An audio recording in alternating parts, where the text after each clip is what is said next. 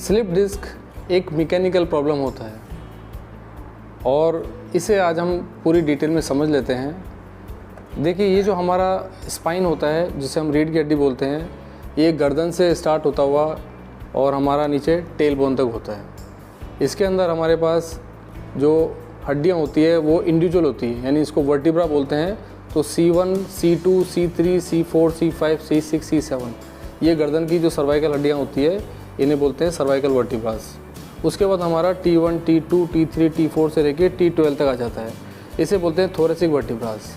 पर प्रॉब्लम क्या होता है कि जो हमारा थोरेसिक वर्टिब्रा होता है वो हमारी रिब्स से अटैच होता है, यानी जो बीच वाला सेक्शन आप देख रहे हैं, ये बीच वाला सेक्शन ये पसलियों से सपोर्टेड होता है, इसलिए यहाँ बहुत कम चांस होते हैं कि यहाँ का स्ट्रक्चर हिले। लेकिन हमारी गर्दन और हमारी कमर, यहाँ की जो हड्डियाँ और जो स्ट्रक्चर है वो बेसिकली मसल्स पे टिका होता है, और जो भी मूवमेंट होता है या मसल्स की वीकनेस मान लीजिए या हमारा पोस्चर मान लीजिए, उसका इम्पैक्ट यहाँ और यहाँ सबसे ज़्यादा पड़ता है। ज़्यादातर हमारे पास जो पेशेंट आते हैं वो या तो सर्वाइकल या फिर कमर दर्द की प्रॉब्लम लेके आते हैं।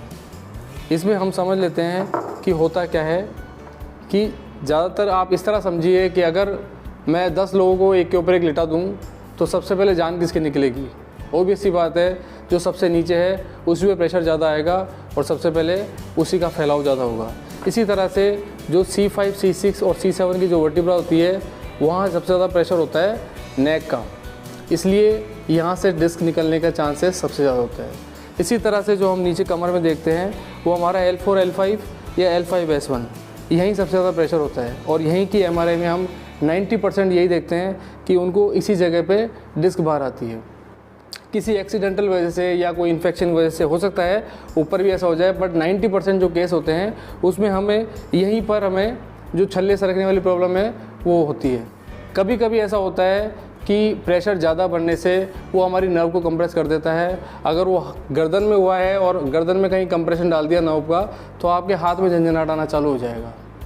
इसी तरह से अगर वो लोअर बैक में होता है, यानी L4, L5 के आसपास, और वो नस को दबाता है तो पैर में झंझनाहट चालू होता है।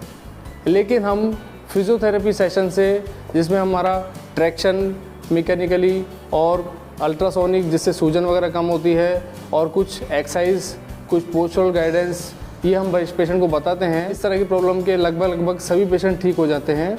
डिपेंड करता है कि उनका पोस्चर कैसा है, उनकी इंजरी कितनी ज़्यादा है, उनका लाइफस्टाइल कैसा है, उस हिसाब से उनको टाइम थोड़ा सा, किसी को जल्दी किसी को थोड़ा सा लेट मिल जाता है।